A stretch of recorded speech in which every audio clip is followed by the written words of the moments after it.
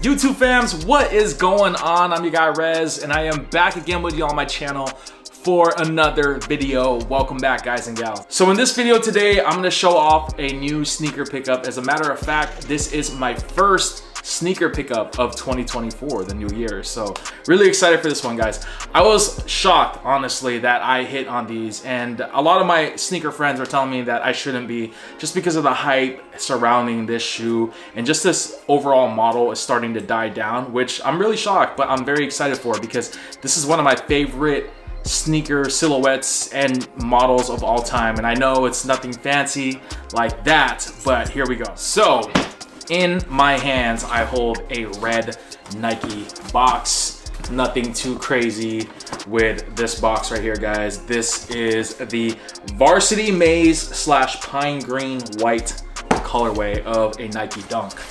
And if you guys haven't guessed it by now, we have the Nike Dunk Lows, dubbed as the Brazil colorway. So this shoe, guys, this is a low top. The original colorway, which was originally a high top, dropped back in 2003. Just to show you my age, 2003, I was a sophomore in high school, and I didn't have that pair back in the day because I couldn't afford it. So fast forward to 2024, we have low tops here. And this is actually, I believe, the second release of the low top. The first low top release came out back in 2020, if I'm not mistaken, and they re-released this Dunk again in its low top form. There was another high top that they did, which was like a collaboration with Supreme, the streetwear brand, but it had like By Any Means or whatever on the back. I wasn't feeling those too much. I do love high tops more than low tops for Dunks, but I'm not paying the ridiculous amount of money for a high top shoe, especially a shoe that old, considering that it might be, you know, on the verge of crumbling or sole separation or whatever, you know. So I got the low tops. I got these for retail, guys, which was $115 after tax. I paid about $125 and some change.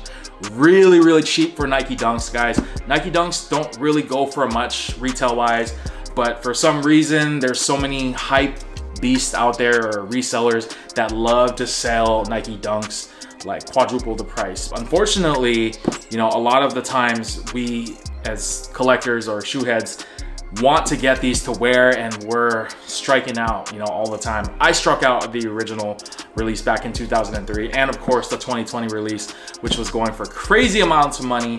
But it seems like the hype is starting to die down on the Nike Dunks, which I am really excited for, because I haven't bought a pair of Dunks in ages, because they always sell out and people always resell them for crazy amounts of money.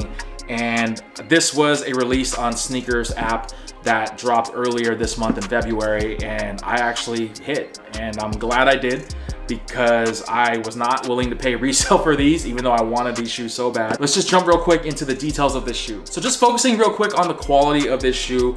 It is primarily constructed with leather, and I know a lot of people compare like leather for Dunks and sneakers to the Air Jordan 1 shattered backboards. We've all heard this. Everybody says it's not shattered backboard quality.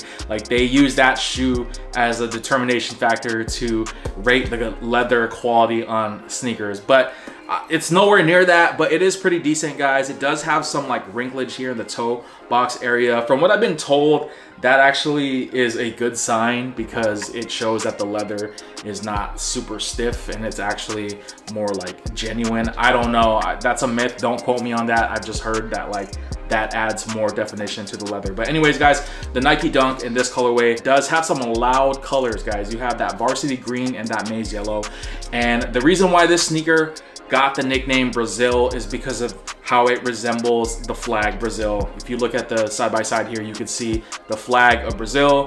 Obviously there's no blue on this shoe, so you know, I guess you could call that a somewhat hit or miss, however you want to look at it. To me, when I saw these, I thought more of the Seattle Supersonics, you know, or the Oakland A's, to name a few teams that used this color blocking right here. So you could definitely do these with those teams, or you could, you know, if you want to wear the Brazil, maybe add blue laces to it. You know, I was thinking they were going to add blue on the Nike on the tongue, but they didn't. It's a green simple Nike on there. So yeah, this is how this shoe got this name. As far as sizing goes for the Nike Dunks, I always felt like the Nike Dunks do run a little bit bigger. So I typically wear a size 11, but I do have a few Nike Dunks in a 10.5 that fit me just fine. I would say you could go true to your size or maybe even half size down if you're worried about that. So I have wide feet too, by the way, guys. So if you're wondering, you know, if you wear a size 10.5 and maybe try on a 10 if you can, if they don't have a 10.5. The shoe features a Nike embroidery on the back in that maize yellow. Looking inside of the shoe, you could see the Nike green insole along with the Nike stamp that is printed in that maize yellow. And then you can see the size tag sticker, which is a size 11. Inside of the tag, you could see that this shoe was manufactured in Indonesia. I know some older Dunks were made in like Vietnam. I've seen some that were made in China as well. So I don't know if they faked this Dunk.